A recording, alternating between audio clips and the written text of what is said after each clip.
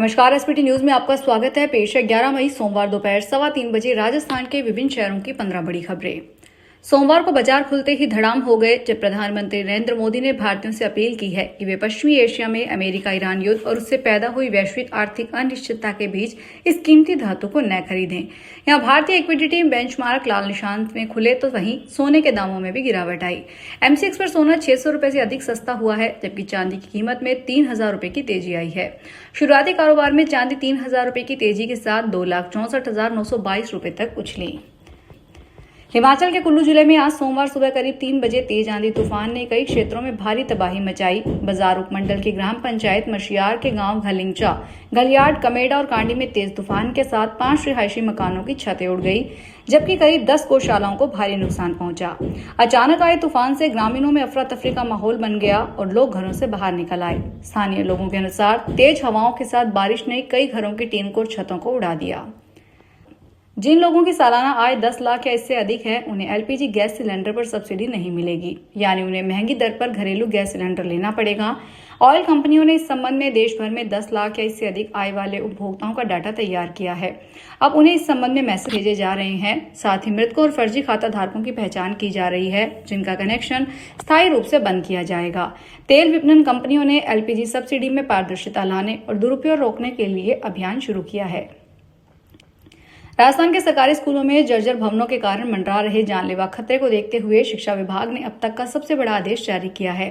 शिक्षा विभाग के निदेशक ने प्रदेश के सभी सरकारी स्कूलों के निरीक्षण के लिए सार्वजनिक निर्माण विभाग को अधिकृत किया है।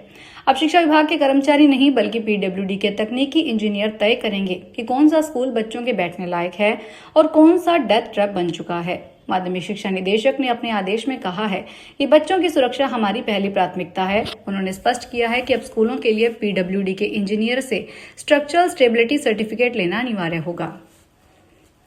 गुजरात के सोमनाथ में आज मंदिर के जीर्णोद्धार के 75 साल पूरे हो रहे हैं। 11 मई 1951 को स्वतंत्र भारत में नए सिरे से बनाए गए सोमनाथ मंदिर की प्राण प्रतिष्ठा हुई। इतिहास के इस बड़े घटनाक्रम का उत्सव मनाने के लिए सोमनाथ अमृत महोत्सव मनाया जा रहा है। इस मौके पर प्रधानमंत्री मोदी 2 किलोमीटर का रोड शो करते हुए सोमनाथ मंदिर पहुंचे। यहां उन्होंने शिवाभिषेक किया। इसके बाद पीएम ने रिमोट के जरिए मंदिर का कुंभाभिषेक किया। वैदिक मंत्रों के बीच 11 तीर्थों के जल से शिखर जल चढ़ाया गया। 90 मीटर ऊंची क्रेन की मदद से कलश को मंदिर के ऊपर रखा गया। अभिषेक के बाद चेतक हेलीकॉप्टर के जरिए मंदिर पर फूल बरसाए गए। वायुसेना की सूर्य किरण टीम मंदिर के ऊपर 15 मिनट का एरोबेटिक शो किया। श्री गुरु रामदास अंतर्राष्ट्रीय हवाई अड्डा पर कस्टम ने सॉफ्ट टॉय में छिपाया हुआ संदिग्ध नशीला पदार्थ बरामद किया है। यह संदिग्ध नशीला पदार्थ थाई एयरलाइन में बैंकॉक से आए यात्री के सामान की स्कैनिंग के बाद बरामद किया गया। इसका वजन 5 किलोग्राम 176 मिलीग्राम बताया जा रहा है। प्रारंभिक जांच में यह संदिग्ध नशीला पदार्थ हाइड्रोपोनिक वीड जैसा होना प्रतीत हो रहा है। विभाग ने इस नशीले पदार्थ को कब्जे में लेकर यात्री को गिरफ्तार कर अगली जांच शुरू कर दी है। इसकी कीमत 5 करोड़ 176 लाख रुपए आंकी जा रही है। तमिलनाडु के मुख्यमंत्री के तौर पर शपथ लेने के एक दिन बाद टीवी के प्रमुख सी जोसेफ विजय ने सोमवार को विधानसभा के पहले सत्र के दौरान विधानसभा सदस्य के तौर पर शपथ ली। नए चुने गए विधायकों के लिए शपथ ग्रहण समारोह विधानसभा हॉल में प्रोटेम स्पीकर करुपैया की देखरेख में हुआ, जिन्होंने सदस्यों को शपथ दिलाई। इस कार्रवाई के साथ ही हाल ही में हुए तमिलनाडु विधानसभा चुनावों के बाद नई विधानसभा की औपचारिक शुरुआत हो गई। विजय ने पेरम्बूर विधानसभा क्षेत्र से विधायक के तौर पर शपथ ली। उन्होंने चुनावों में पेरम्बूर और त्रिची ईस्ट दोनों सीटों से जीत हासिल करने के बाद पेरम्बूर सीट को ही अपने पास रखने का फैसला किया था। उदयपुर के 2 दिवसीय दौरे के दौरान बीजेपी प्रदेशाध्यक्ष मदन राठौड़ ने महाकालेश्वर मंदिर पहुंचकर भगवान महाकाल के दर्शन किए और विधि विधान से पूजा अर्चना कर जलाभिषेक किया। राठौड़ महाकाल मंदिर में सोमनाथ स्वाभिमान पर्व के साथ देवस्थान विभाग की ओर से आयोजित कार्यक्रम में शामिल हुए। बीजेपी प्रदेशाध्यक्ष मदन राठौड़ सोमवार सुबह ट्रेन से उदयपुर रेलवे स्टेशन पहुंचे, जहां कार्यकर्ताओं ने उनका स्वागत किया। इसके बाद वे सर्किट हाउस गए। यहां राठौड़ के साथ पार्टी के बड़े नेताओं और पदाधिकारियों के साथ संगठन को लेकर चर्चा हुई। 12 जिले में पेयजल और स्वास्थ्य सेवाओं की स्थिति जानने के लिए जिला कलेक्टर ने 2 दिवसीय सघन सर्वेक्षण करवाया। इस दौरान लगभग 5700 हैंडपंपों और सिंगल फेज नलकूपों की जांच की गई, जिसमें से करीब 650 हैंडपंप बंद पाए गए। सर्वेक्षण में सामने आया कि किशनगंज और शाहबाद उपखंड में स्थिति सबसे गंभीर है। यहाँ अधिकांश गांवों में जलापूर्ति हैंडपंपों पर निर्भर है। इन सूखे हैंडपंपों से प्रभावित 46 गांवों और 4 ढानियों में तत्काल पेयजल आपूर्ति शुरू कर दी गई है।